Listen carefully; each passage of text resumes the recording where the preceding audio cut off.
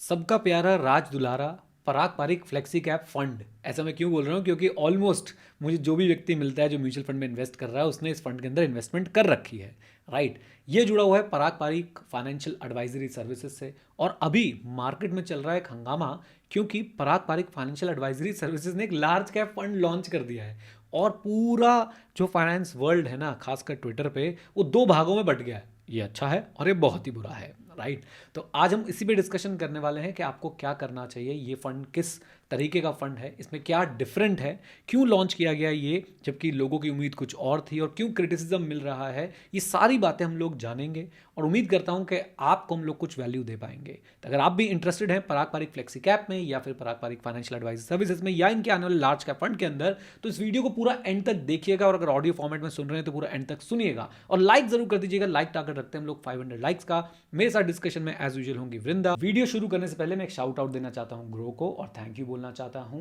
We are now part of Groww's network and साथ साथ में मैं आपको बताना चाहता हूं कि इसी वजह से हमारे चैनल पे आपको वैल्यूबल और नॉलेजेबल कंटेंट मिलता रहता है। Vrinda, welcome to the money podcast. कैसे हैं आप? मैं बिल्कुल ठीक हूँ, आप कैसे हो? बहुत ही बढ़िया, एकदम एंजॉय कर रहे हैं जीवन को। आप अपने सवाल पूछ सकते हैं, डिस्कशन शुरू कर सकते हैं और सब लोग कमेंट्स के थ्रू उसमें पार्टिसिपेट कर सकते हैं। राइट, तो सबसे पहले जैसे कि आपने बताया कि लार्ज कैप फंड ला रहा है पीपीएफएस, तो लार्ज कैप फंड क्या है?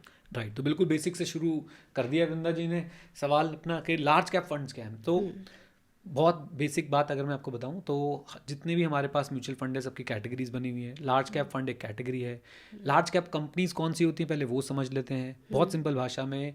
इंडिया में नेशनल स्टॉक एक्सचेंज की अगर मैं बात करूं, एनएससी की अगर मैं बात करूं, वहाँ पे बहुत सारी कंपनी लिस्टेड हैं। राइट, जो टॉप 100 कंपनीज हैं एज पर दी मार्केट कैप। अब उसमें फ्री फ्लोट मार्केट कैप भी आ जाता है, मैं उस टेक्निकल डिटेल में नहीं जा रहा। आप सिंपली समझिए, इंडिया की सबसे बड़ी 100 कंपनी एज पर दी मार्केट कैप, इनको हम लोग बुलाते हैं क्या? Large cap. ओके, अब लार्ज कैप फंड्स क्या हैं? तो लार्ज कैप फंड्स के लिए एक रूल फॉलो करना जरूरी है कि 80% पैसा इन्होंने लार्ज कैप कंपनीज में ही लगाना है और 20% पैसा they are free to invest in mid cap, small cap, और they can keep a certain portion in cash also. Right, तो ये हो गया आपका large cap fund. Okay, large cap मैंने आपको बता दिया, लार्ज कैप फंड मैंने आपको बता दिया। राइट, एक बात आपको और समझनी पड़ेगी कि जितने भी लार्ज कैप फंड होते हैं उनका जो बेंचमार्क होता है वो क्या होता है? उनका बेंचमार्क होता है आपका निफ्टी 100 इंडेक्स। राइट, अब निफ्टी 100 इंडेक्स इनका बेंचमार्क होता है।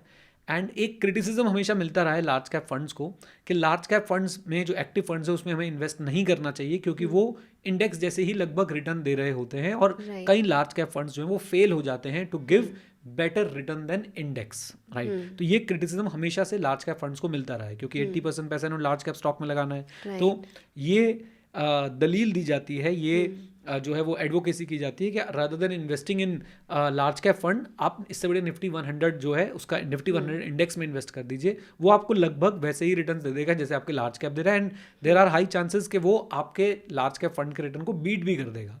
कोई गारंटी नहीं है, कुछ लार्ज कैप फंड शायद अपने इंडेक्स को बीट कर पा रहे हों, लेकिन बहुत सारे लार्ज कैप फंड्स हैं जो अपने बेंचमार्क यानी कि निफ्टी 100 इंडेक्स को बीट नहीं कर पा रहे होते हैं। राइट, सो आपने अभी बोला कि लार्ज कैप फंड्स के लिए हमेशा बेंचमार्क होता है निफ्टी 100। यस, तो अगर आप कोई दिखा दो कि क्या रिटर्न्स होते हैं यूजुअली जो निफ्टी 100 वाले इंडेक्स फंड्स हैं। राइट, तो मैं आपके साथ एक बार स्क्रीन शेयर करता हूँ और आप यहाँ सामने देख सकते हैं। मैं ग्रो की वेबसाइट पे हूँ और ग्रो की वेबसाइट पे जाके आप अगर सर्च करेंगे, फॉर एग्जांपल ये एक निफ्टी 100 इंडेक्स फंड है। राइट, तो मैं इंडेक्स के रिटर्न ना दिखा के आपको बेसिकली इंडेक्स फंड के रिटर्न दिखा रहा हूँ। एंड मैंने इसके अंदर थोड़ा बहुत इन्वेस्ट भी कर रखा है। कमाल के रिटर्न है। मैंने बस आई थिंक 1 लाख रुपीज़ डाल के मैंने छोड़ दिए थे, वो अब 2.5-3 लाख रुपए के आसपास जो है वो पहुँच गए हैं।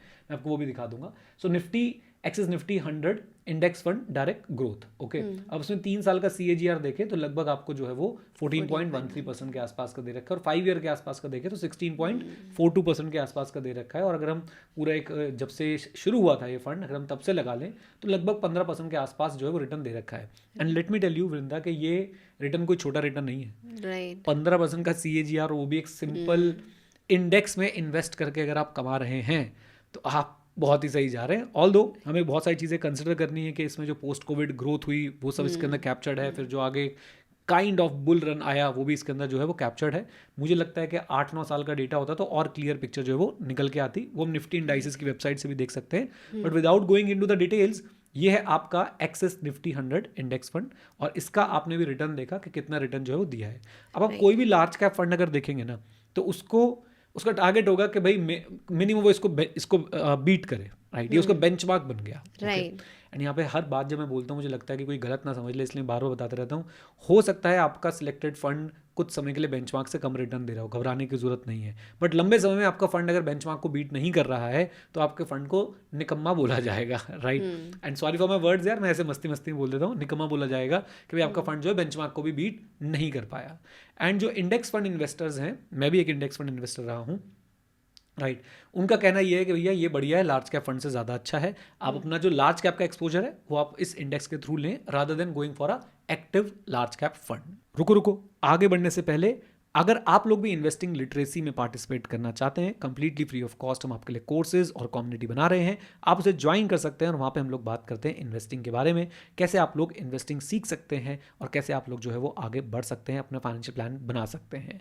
तो उसे ज्वाइन करने के लिए नीचे आपको लिंक दूंगा, उस पर आप लोग क्लिक कर लीजिएगा और ज्वाइन कर लीजिएगा। सो आपने काफ़ी सारी चीज़ें बता दी। सबसे पहले हमने देख लिया कि लार्ज कैप फंड क्या होते हैं। पहले तो लार्ज कैप क्या होता है, लार्ज कैप फंड क्या होता है, फिर आपने जो बेंचमार्क बताया निफ्टी 100, उसके रिटर्न्स भी आपने दिखा दिए अच्छे से।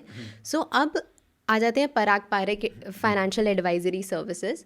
तो इसको लेके इतनी ज़्यादा लड़ाइयाँ क्यों हैं? अगर लार्ज कैप फंड लेके आए हैं तो इतनी लड़ाई क्यों की जा रही है? तो ये समझ लीजिए कि ये ना, मैं इस पे एक बार एक लाइन बोल देता हूँ फिर आगे चलूँगा मैं। मुझे लगता है कि ये जब आप बहुत फेमस होते हैं ना तो आपकी हर एक्टिविटी पे ध्यान दिया जाता है और हर एक्टिविटी चर्चा का विषय बनती है। उसके 2-3 कारण हैं। नंबर 1, एक तो बहुत सारे लोग इंटरेस्टेड हैं, राइट। नंबर 2 एंगेजमेंट फार्मिंग भी तो होनी है, क्योंकि जब आप बहुत फेमस होते हैं आपके बारे में लिख के बात करके बड़ी जल्दी से व्यूज़ और जो है वो एंगेजमेंट आ सकती है आपके पोस्ट पे, राइट। सो ये तो हो गया एक एंगल इसका। नाउ पराग पारेख फाइनेंशियल एडवाइजरी सर्विसेज के कुछ डेटा है मेरे पास। तो 1992 में ये फर्म जो है वो बनी थी, ऑर्गेनाइजेशन बनी थी। 1996 में ये एक सेबी रजिस्टर्ड पोर्टफोलियो मैनेजर बने एंड 2012 में इन्होंने म्यूचुअल फंड लाइसेंस जो ऑब्टेन किया और 2013 में इन्होंने अपना फ्लैगशिप पराग पारेख फ्लेक्सी कैप जो है वो लॉन्च किया था, राइट। ये इनकी अभी तक की जर्नी रही है। किस लिए जाने जाते हैं? ये इसलिए जाने जाते हैं कि आप अगर एक रेगुलर एएमसी की बात करो, एक एएमसी है आज की डेट में Parag Parekh financial advisory services, right. मैं अगर बिल्कुल सिंपल शब्दों में बोलूँ, आप एक रेगुलर एएमसी की बात करो, एचडीएफसी, आईसीआईसीआई, मोतीलाल, राइट, आप देखोगे फंड्स की बाढ़ आई होती है इनके पास, राइट। और ऐसे मतलब मुझे ऐसा लगता है हर महीने कुछ ना कुछ फंड निकल रहे हैं, राइट। कोई भी एनएफओ आ रहा है और उसको जो है वो लोगों तक पहुंचाया जा रहा है, राइट। ये एएमसी इसलिए फेमस है। अगर मैं आपको इनकी वेबसाइट एक बार चेक करके दिखाऊं तो इनकी वेबसाइट पे आपको दिख जाएगा इनकी कितने फंड्स हैं। मैं एक बार आपको इनकी वेबसाइट पे लेके चलता हूँ and I will show you कि इनकी वेबसाइट पे जो है वो कितने फंड्स इस समय हैं। ओके, ये लीजिए, मैं इनकी वेबसाइट पे आ गया हूँ। मैं एक बार स्क्रीन भी शेयर कर देता हूँ अपनी, ताकि आप लोगों को सबको जो है वो नजर आ जाए। So this is the website of Parag Parekh financial advisory services. अगर आप देखेंगे इनकी स्कीम्स, तो अभी तक इनकी स्कीम्स आप देखेंगे बस इतनी ही स्कीम्स हैं इनके पास। 6 स्कीम्स हैं, Parag Parekh flexi cap, ELSS, conservative hybrid, dynamic asset allocation, arbitrage fund and liquid fund. इन्होंने डिवाइड भी बड़े अच्छे से कर रखा है। ये हमारी 2 कोर इक्विटी स्कीम्स हैं, राइट। ये हमारी हाइब्रिड स्कीम्स हैं और ये हमारी कैश मैनेजमेंट स्कीम्स है जिसमें आर्बिट्राज और लिक्विड फंड आ जाता है। सो आप सबसे पहले तो ये देखिए कि ये एक ऐसा फंड हाउस है, मुझे लगता है कि 2013 से शुरू हुए हर फंड हाउस के पास शायद एज ऑफ दिस डेट इससे ज़्यादा स्कीम्स होंगी, इससे 5-5 गुना 10-10 गुना ज़्यादा स्कीम्स होंगी, राइट। इनके पास सिर्फ 6 स्कीम्स है, जिसमें से कोर इक्विटी में सिर्फ 2 ही हैं अगर आप देखें तो। और दूसरा भी अगर आप देखें तो वो ना एक तरीके से कंपल्शन में लॉन्च की गई स्कीम है ELSS वाली, कि भाई टैक्स सेवर वाले जो हैं उनको फ्लेक्सी कैप में बेनिफिट नहीं मिलता था ATC में, तो उनके लिए एक टैक्स सेवर लॉन्च कर दिया था उन्होंने। अब सबसे पहले मेरे माइंड में क्या आता है, यार इस फंड हाउस ने एक नया फंड लॉन्च, अभी तो अप्रूवल वगैरह आ रहे हैं, राइट, सारी चीज़ें चल रही हैं, लॉन्च कर रहे हो, इतना हंगामा, जबकि बाकी AMCs जो हैं वो मुझे लगता है कि बात बात पे फंड निकाल देते हैं। अरे डिफेंस बहुत अच्छा चल रहा है, कोई बात भी नहीं होती, एक्चुअली कोई बात भी नहीं होती। डिफेंस बहुत अच्छा चल रहा है, फंड निकाल दो, देखो ना उसकी NAV कितनी चल रही है आज की रेट में, पीक पे जब लोगों को बेचा गया। तो माय पॉइंट इज, तो कल्ट बन जाता है ना जब कोई चीज़ बहुत फेमस हो जाती है, कोई कल्ट बन जाता है, कोई इतना ज़्यादा लोग उसके अंदर इन्वेस्टेड हो जाते हैं, तो वो उनकी हर मूवमेंट पे ध्यान रखा जाता है, और वही इनके साथ जो है वो हो रहा है, राइट, कि भाई नया फंड आ रहा है, नया फंड आ रहा है, नया फंड आ रहा है। और फिर if I am not wrong Mohnish Pabrai, इन्होंने एक बात बोली थी कि opinions are like assholes, everyone has one, right. और ट्विटर पे तो भाई सबके पास कीबोर्ड है, इंटरनेट हमारे अंबानी जी ने दे रखा है। अब आप नील पारेख, राजीव ठक्कर, और इनके बाकी जो फंड मैनेजर्स और इनकी टीम है उनको सिखा रहे हैं कि आपको लार्ज कैप नहीं लॉन्च करना चाहिए, मल्टी कैप करिए, multi cap, right, multi cap करिए, मिड कैप करिए, स्मॉल कैप करिए, मतलब उनको बताया जा रहा है। तो ये भी मुझे बड़ा ऑड लगा। अगेन गाइस मैं एक बात बता दूं, मेरे को पराग पारिक वालों ने कोई पैसा नहीं दिया, इससे पहले आप ये मेरे ऊपर इल्जाम लगाएं, क्योंकि ये भी बड़ी दिक्कत है कि आप जेन्युइनली अपना ओपिनियन फेमस ज्यादा हो वैसे इस चीज के लिए, तो मेरे ऊपर नाम आ जाता है कि भाई म्यूचुअल फंड वालों से कमीशन मिल रही है। कोई कमीशन नहीं मिल रही है, मेरा एक्सपेंस रेशियो भी उतना ही है जितना तुम्हारा, अगर वो भी कम करते तो भी मज़ा आ जाता, बट वही एक्सपेंस रेशियो। सो हम क्या बात कर रहे थे, तो ये चीज़ें जो हैं वो हंगामे का कारण बन रही है। राइट। अब लोग कह रहे हैं कि बहुत सारा क्रिटिसिज्म कि इनका फ्लेक्सी कैप ही लार्ज कैप की तरह काम कर रहा है, फ्लेक्सी कैप में 25% कैश रखा हुआ है। तो ये इतना सब कुछ ओवरफ्लो हो गया था ट्विटर पे, और जब ट्विटर पे इनसे क्वेश्चन पूछा गया, if I am not wrong, mister Neil Parikh से, तो उन्होंने बताया कि भाई हम यूनिट होल्डर मीट करने वाले हैं। और ये भी एक खास बात है, if I am not wrong, हो सकता है मैं गलत हूँ, लेकिन मैं सिर्फ एक फंड को जानता हूँ जो ऐसे यूनिट होल्डर मीट करता है, जैसे वॉरेन बफे बर्कशायर हैथवे के शेयर होल्डर के मीट करते थे, वो है पराग पारिक फाइनेंशियल एडवाइजरी सर्विसेज। तो उन्होंने यूनिट होल्डर मीट रखी थी 22 नवंबर को, और उसके अंदर उन्होंने लार्ज कैप के बारे में सारी चीज़ें बताई और बताया कि भाई हम क्यों लॉन्च कर रहे हैं, एटसेट्रा एटसेट्रा। और अभी भी लड़ाइयाँ चल रही हैं, लोग मजाक उड़ा रहे हैं, कई लोग इनको ट्रोल करने की कोशिश कर रहे हैं, राइट। जो इंडेक्स फंड वाले वो कह रहे हैं ये लो अब ये लार्ज कैप में क्या ऐसा नया वैल्यू एडिशन कर देंगे जिससे जो है वो निफ्टी 100 को बीट कर देंगे। बहुत सारी तरीके जो है वो बातें इस समय चल रही हैं। सो अभी जब आप दिखा रहे थे पराग पारिक वेबसाइट जब दिखा रहे थे बेसिकली PPFAs की, सो मैं आपने अच्छे से बताया भी कि यही 6 फंड्स हैं, राइट। सो इसके पीछे कारण क्या है कि और सारे फंड हाउसेस तो बहुत सारे फंड्स लॉन्च करते रहते हैं, इंट्रोड्यूस करते ही रहते हैं, ये क्यों नहीं करते हैं? सबसे पहले तो मुझे ये एक बग नहीं लगता, एक फीचर लगता है कि भैया हमारे पास क्लैरिटी है कि हमें कौन से कैटेगरी में जाना है और उसमें हम काम करेंगे, और हम ज़बरदस्ती बस ट्रेंड्स को कैप्चर करने के लिए जो है वो फंड्स लॉन्च नहीं करेंगे। जब ये फर्म बनी भी थी तब भी इनका काम यही था, फिलॉसफी यही थी, prioritising integrity over trends, right. और अभी भी जब इनके ये बहुत सारे क्वेश्चंस उठ रहे थे तो नील पारिक जी ने क्लियर किया था आके कि भाई हम नया फंड तभी लॉन्च करते हैं, मैं उनके लिखी हुई बातें पढ़ रहा हूँ, it solves a genuine investor problem, strategy is clearly differentiated and team personally wants to invest in it, right। तो और साथ साथ में कि भाई वैल्यू क्रिएशन हो पाए ऑब्वियसली। तो कुछ उन्होंने कारण बताया था कि हम कब फंड लॉन्च करते हैं, या फिर कोई रेगुलेटरी कंप्लाइंस हो हम तभी फंड लॉन्च करते हैं। जैसे ELSS फंड मुझे लगता है रेगुलेटरी कंप्लाइंस के चलते इन्होंने कर दिया। सो ये इनका लॉजिक है फंड लॉन्च करने का। इसलिए आप देखोगे कि अननेसेसरी ट्रेंड्स में, साइकिल्स में, सेक्टर्स में, थीम्स में, at least as of now they haven't launched a single fund, right? They're very selective. Yes, they're very selective and मुझे लगता है ये फिलॉसफी सही भी है, ये फिलॉसफी बिल्कुल सही भी है। अननेसेसरली आपने जंगल बना लिया, मतलब आप हर किसी को केटर करने की कोशिश कर रहे हो, हर किसी को कुछ ना कुछ आप ये कह रहे हो कि मैं दुकान भर देता हूँ, कुछ ना कुछ तो बंदा आएगा तो ले ही जाएगा। जस्ट लाइक मैं ऐसे बोलता हूँ कि मारुति वालों ने ऐसा कर रखा अपनी गाड़ियों के साथ कि बंदा अंदर आएगा, कोई तो गाड़ी लेके जाएगा ही जाएगा, राइट। तो उस तरीके से बाकी जो फंड हाउस करते हैं वही ऐसे काम करते हैं, भाई सारे तरह के फंड रखो, कुछ तो बिकेगा ही बिकेगा, राइट। ये जो है वो बड़ा रिस्ट्रिक्टिव मोड में जो है अपने फंड्स को लॉन्च कर रहे होते हैं। सो PPFAs का लार्ज कैप जो है, लार्ज कैप फंड जो है वो कैसे काम करने वाला है and how it will be different from others? Okay, ये बहुत अच्छा क्वेश्चन पूछा आपने। एंड ऑब्वियसली जो फंड के मैनेजर्स हैं, फंड के जो चला रहे हैं, उन्होंने इस बात को एड्रेस कर दिया। मैं इसको कैसे देखता हूँ मैं बता देता हूँ। समहाउ मुझे इस पर थोड़ा सा कुछ गुप्त सोर्सेज के चलते इन्फॉर्मेशन मेरे पास थी, ऑल्दो वो अच्छा ही नहीं लगता कि मैं इनसे पहले जाके ट्विटर पे बोलता या कुछ बोलता, तो आई वेटेड कि भाई ये लोग बोल रहे हैं उसके बाद बात करेंगे।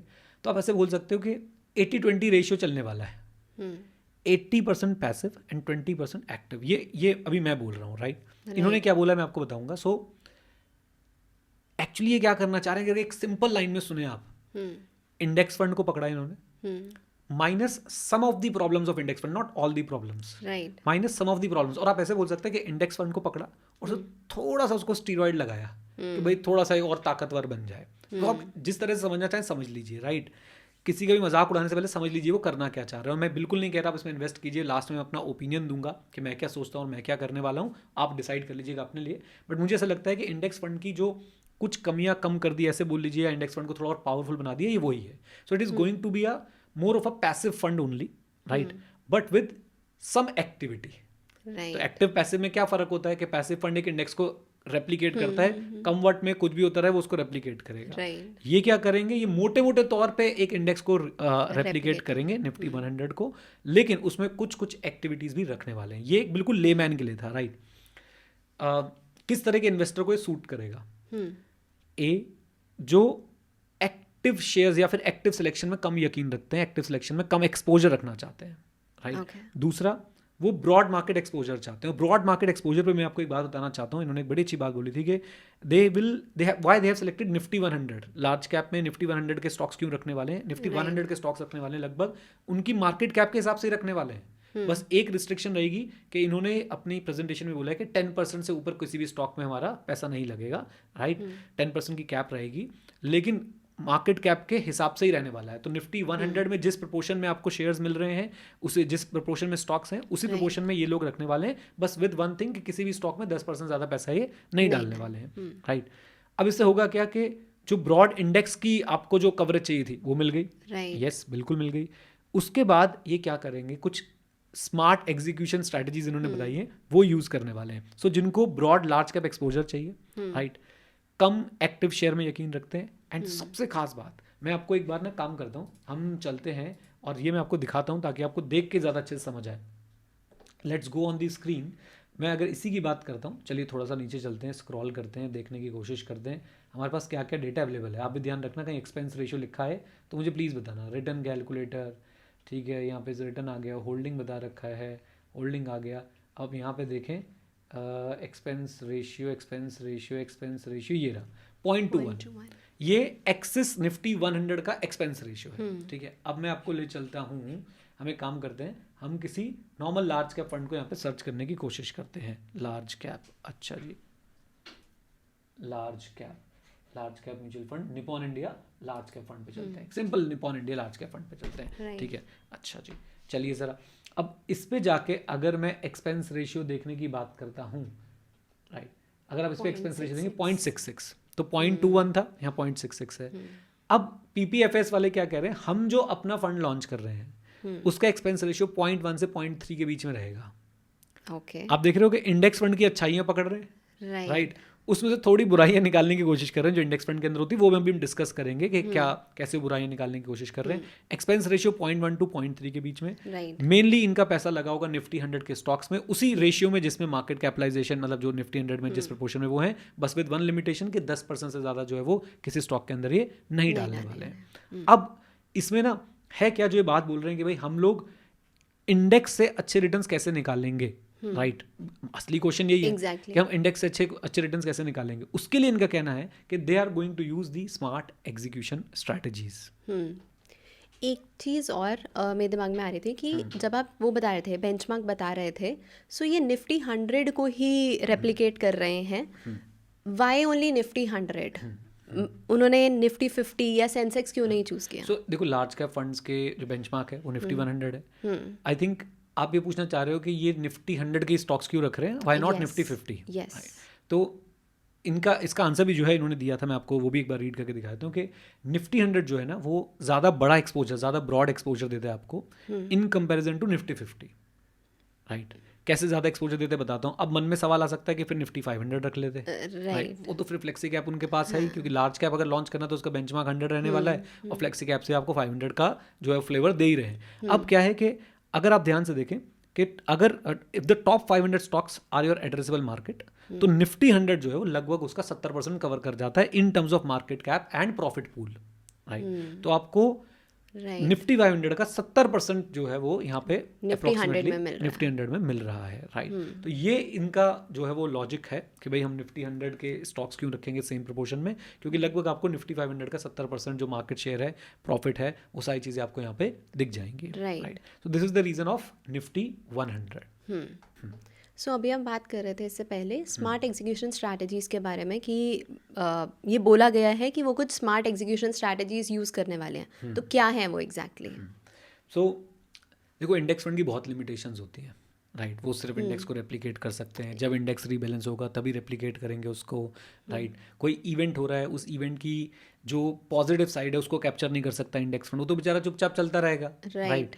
अब ऐसा समझिए कि इंडेक्स और अगर मैं एक्टिव फंड को कंपेयर करूँ तो इंडेक्स के आप पब्लिक ट्रांसपोर्ट से होते हुए जा रहे हैं अपने डेस्टिनेशन पे, और आपकी कार क्या है, आप एक्टिव फंड क्या है कि आप अपनी गाड़ी से जा रहे हैं। अब अपनी गाड़ी से फायदा होता है, रूट चेंज कर लो बीच में, राइट, कहीं रुक के खाना भी खा लो, स्पीड बढ़ा लो, स्पीड घटा लो, अपने हिसाब से चल दो, राइट। तो अब ये क्या करने वाले, ये कह रहे हैं कि हम आपको बिल्कुल सेफ गाड़ी में ले जा रहे हैं, जो बीच में कभी कभी चाहे तो स्मार्ट एग्जीक्यूशन स्ट्रैटेजी लगा के जो है वो आपको आपके डेस्टिनेशन में पहुंचा देगी ना। What are the smart execution strategy?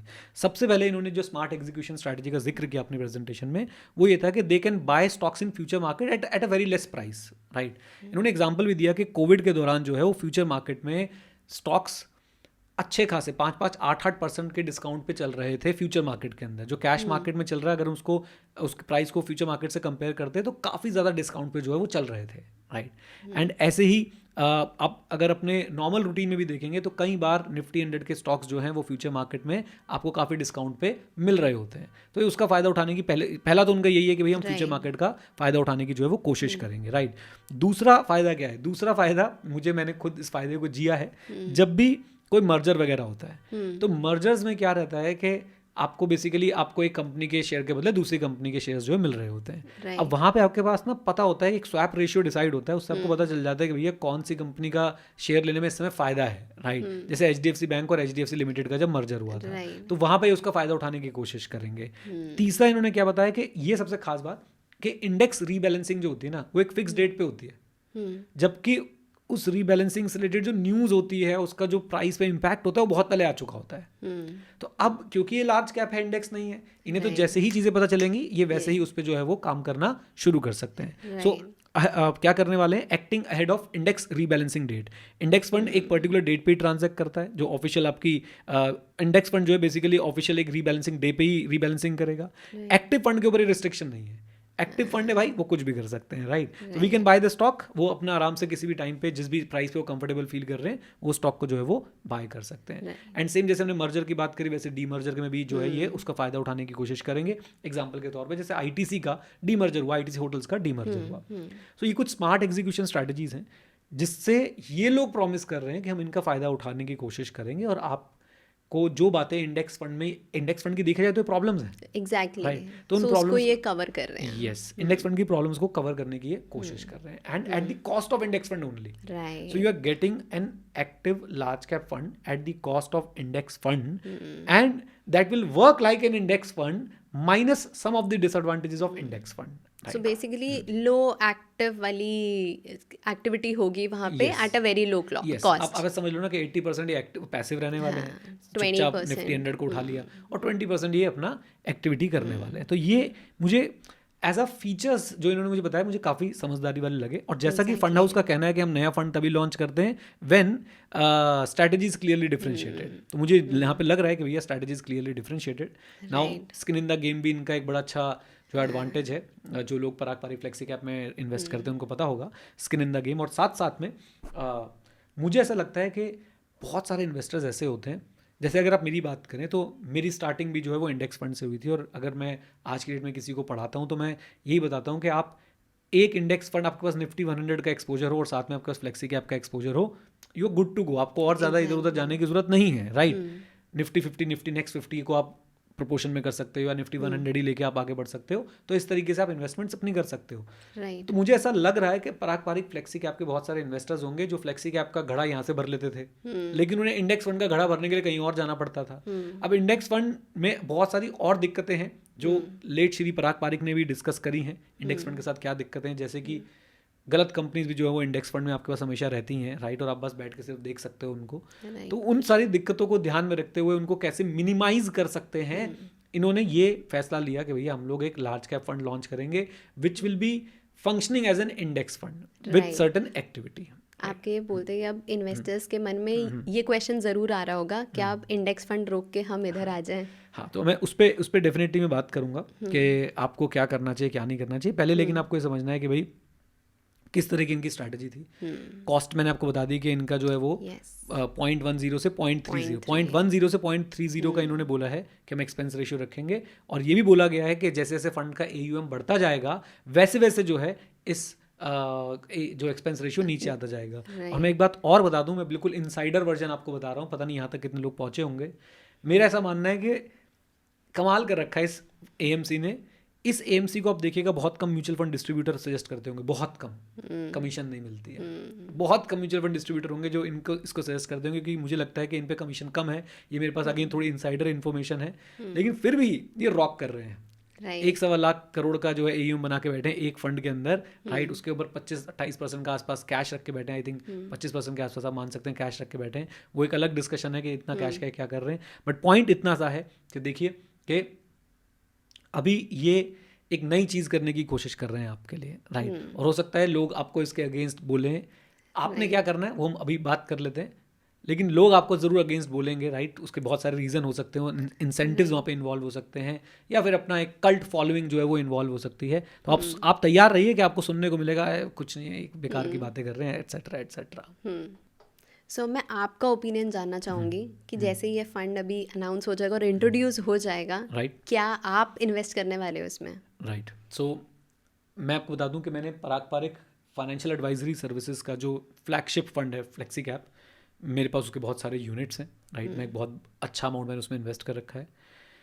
And as a principal, हमने अपनी फाइनेंशियल लिटरेसी वाली क्लास में प्रिंसिपल्स की बात करी थी, उस वीडियो को बहुत अच्छा रिस्पॉन्स आया था। एज अ प्रिंसिपल मैं NFOs में इन्वेस्ट नहीं करता हूँ। अब वो पराग पारिक लॉन्च कर ले, मोतीलाल लॉन्च कर ले, कोई भी लॉन्च कर ले, मेरे को NFS समझ नहीं होता। ये भी उसका एक्सेप्शन कोई नहीं है, this is not an exception. Why? I have very limited data, right. Let them execute the strategy. Parag Parikh flexi cap 2013 में आया था, मैंने शायद 2018 में उसमें इन्वेस्ट करना शुरू किया था, राइट। शायद 2017 या 18 में करना शुरू किया था, मोस्ट ऑफली 18 में ही किया था। ऐसे ही अभी आया है, इनको हमारे पास फंड्स की कमी नहीं है, मैं वेट करूँगा, राइट, कि आप अपनी स्ट्रैटेजी, मेरा इंडेक्स फंड में जो एक्सपोजर होना था वो है, राइट। वेट करूंगा कि भाई आपकी क्या स्ट्रैटेजी है, वो क्या रंग लेके आ रही है, आप कैसे परफॉर्म कर रहे हैं। उसके बाद सारा डेटा हमारे पास आएगा, रोलिंग रिटर्न्स निकलेंगे, स्टैंडर्ड डेविएशन आएगी, राइट। हमारा जो कैप्चर रेशियो डाउन साइड हम देखते हैं वो आएगा, तो बहुत सारी चीज़ें आएंगी हमारे पास, हम तब कर लेंगे। कभी भी किसी भी चीज़ के नएपन के लिए अरे भाई कुछ नया लेके आए हैं, या फिर फैन बॉय या फैन गर्ल बन के इन्वेस्ट नहीं करना चाहिए, और ना ही उसे अननेसेसरली क्रिटिसिज्म देके रिजेक्ट करना चाहिए। right. क्या मुझे टीम पे विश्वास है? हाँ बिल्कुल है। मैंने अपने पोर्टफोलियो का लगभग 1/4 से भी ज़्यादा 25% से भी ज़्यादा पैसा मैंने इस टीम को दे रखा है, तो मुझे टीम पे पूरा विश्वास है, right. क्या मैं NFOs में इन्वेस्ट करता हूँ? नहीं। अब वो चाहे इनका हो चाहे किसी का भी हो, राइट। लेकिन क्या मैं अननेसेसरी इनको क्रिटिसिज्म हेट दूंगा, इनको ट्रोल करूंगा, मीम्स बनाऊंगा? नहीं। Let them prove, let them play at least. आप एक टीम को आउटराइट रिजेक्ट कर रहे हो, अभी ग्राउंड पे भी नहीं उतरी, राइट। आपको नहीं, आप ये वही हो गया ना कि 4 बॉलर क्यों खिला लिए, 5 बैट्समैन क्यों खिला लिए, हम टीम की बात करते हैं ना, अरे लेट देम प्ले भाई, पता वर्ल्ड कप जीते हैं ये लोग, है ना। सो मैं personally I will stay away from the NFO जब भी आएगा। I will stay away from the fund also for at least 3 to 5 years, and then I will decide. अगर मुझे लगेगा मुझे ज़रूरत है, मेरे को मेरी इंडेक्स फंड के जो इन्वेस्टमेंट्स हैं वो मैं रोक के अगर इस तरफ आना चाहूँ, उनको मैं बेचूंगा नहीं, अगर मैं इस तरफ आना चाहूँ तो मैं ज़रूर कंसिडर कर सकता हूँ। या मुझे ऐसा लगे कि मुझे एक्टिव फंड मैनेजमेंट नहीं चाहिए, पैसिव फंड मैनेजमेंट चाहिए, कम कॉस्ट पे चाहिए, तो मैं ज़रूर आना चाहूँगा। वो उस समय देखूंगा मेरे को क्या सूट कर रहा है, मेरा माइंड क्या कह रहा है, इनका डेटा क्या कह रहा है, उसके हिसाब से जो है मैं ये कॉल लेने वाला हूँ। अदरवाइज मैं किसी प्रेशर में आके कोई कॉल नहीं लूँगा, ना ही मैं इनको ट्रोल करूँगा। टीम पे विश्वास है, NFO में इन्वेस्ट नहीं करता। अननेसेसरी क्रिटिसिज्म देना बेवकूफ़ी है। आप कल्ट क्रिएट कर रहे हो, और कल्ट क्रिएट करने की सबसे बड़ी मुसीबत क्या होती है, आप वापस नहीं जा सकते, राइट। आप देखो, आप इन्वेस्टिंग क्यों कर रहे हो? आप अपने गोल्स को अचीव करने के लिए इन्वेस्टिंग कर रहे हो। वो गोल्स पराग पारिक फ्लेक्सी कैप करवाए, वो गोल आपका निफ्टी 100 इंडेक्स कराए, आपको परेशानी नहीं होनी चाहिए। अल्टीमेटली आपका गोल अचीव होना चाहिए। गोल अचीव होना चाहिए, आपका प्लान काम करना चाहिए। That is the whole sole objective of financial planning, of investing et cetera, right. और यहाँ पे मेरे को एक बात बहुत क्लियरली समझ आई, जो हमने वही प्रिंसिपल और रूल वाले चीज़ मतलब वीडियो में डिस्कस किया था, तो आप अपने प्रिंसिपल्स पे स्टिक कर रहे हो। जो आपका प्रिंसिपल है you are sticking to it, irrespective of कौन सा फंड हाउस है, IPO हो, NFO हो, राइट।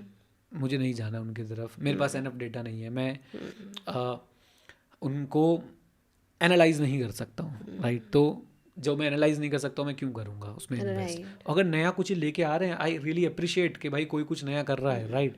आपको पता है 2013 में जब मैं यूट्यूब पे वीडियो डालता था एज अ CA टीचर, तो लोग मजाक उड़ाते थे कि भाई CA हो गया है तब भी यूट्यूब पे CA बन के यूट्यूब पे वीडियोस डालोगे। 2013 की बात मैं आपको बता रहा हूँ कि भाई यूट्यूबर बनना था तो CA क्यों किया, एटसेट्रा एटसेट्रा। आज बताओ कौन सा CA टीचर है जो यूट्यूब पे नहीं है, राइट। तो अभी मैं यही बोलूँगा, wait and watch, let the data come out, and उसके बाद हम डिसाइड कर सकते हैं कि क्या करना है और क्या नहीं करना है। राइट। सो जैसे कि आपने बताया कि आपने पर्सनली फ्लेक्सी कैप में, PPFS के फ्लेक्सी कैप में आपने काफ़ी हैवी इन्वेस्टमेंट्स कर रखी है और आपको टीम पे पूरा विश्वास है, राइट। तो उसके अगर आप रिटर्न दिखा दो हाँ। एक बारी कि क्या किया क्या है उन्होंने हाँ, काम। बिल्कुल दिखा सकता हूँ। मैं एक बार स्क्रीन पे चलता हूँ और आपको इनके सारे म्यूचुअल फंड्स यहाँ पे एक बार शो करता हूँ। लीजिए, आपके सामने जो है यहाँ पे आपको फंड्स नज़र आ रहे होंगे इस समय, राइट। तो मैं अभी ग्रो की वेबसाइट पे हूँ। अगर मैं फ्लेक्सी कैप की बात करता हूँ तो आप इसमें देख सकते हैं कि क्या क्या आपको यहाँ पे दिख रहा है। अराउंड 21.96% का 3 ईयर का एनुअलाइज रिटर्न जो है आपको यहाँ पे दिख रहा है, राइट। एंड अगर आप बात करें 5 ईयर की तो 22% का CAGR दिख रहा है। और अगर आप ऑल कर दें, यानी कि शुरुआत से अगर आप देखें तो 19% का जो है वो CAGR आपको यहाँ पे दिख रहा है, which is mind boggling, right. ऐसा नहीं है कि इस फंड से ज़्यादा किसी फंड ने रिटर्न नहीं दिए होंगे, ज़रूर दिए होंगे, बट खास बात क्या है कि लेस वोलेटिलिटी के साथ ये फंड आगे बढ़ता है। More peace of mind, less volatility, right. And value investing principles पे खरा उतरता है, तो इसलिए मैं इनके साथ जो है वो जुड़ा हुआ हूँ। Okay, this is the reason. मुझे ऐसा लगता है कि टीम पे मुझे विश्वास रखना चाहिए। दिस इज़ द रीज़न मुझे इनको ट्रोल नहीं करना है। मैं किसी भी टीम को ट्रोल नहीं करूँगा। आज बहुत सारी नई AMCs आ रही हैं, यू नेवर नो उसमें से कौन रॉक स्टार बनेगा, राइट। तो rather than trolling them, just appreciate them that they are trying to do something new, and if you are not interested, do not invest, please wait, check the data, और उसके बाद आप जो है वो क्या करेंगे, अपनी इन्वेस्टमेंट करने वाले हैं, राइट। सो ये थी हमारी डिस्कशन पराग पारिक फ्लेक्सी कैप नहीं, पराग पारिक फाइनेंशियल एडवाइजरी सर्विसेज के नए फंड लॉन्च को लेकर लार्ज कैप। अगर आपके कोई सवाल या सुझाव है तो आप नीचे कमेंट्स में बता सकते हैं। हमारे साथ जुड़ने के लिए, फाइनेंशियल लिटरेसी क्लासेस अटेंड करने के लिए आप लोगों को नीचे लिंक मिल जाएगा, उस पर आप लोग ज्वाइन कर सकते हैं। Before we end this video, एक बार फिर से I thank Groww for including us in their network, and because of Groww it is possible कि हम लोग आपके पास नॉलेजेबल वैल्यूएबल कंटेंट पहुंचा पा रहे हैं। All the best.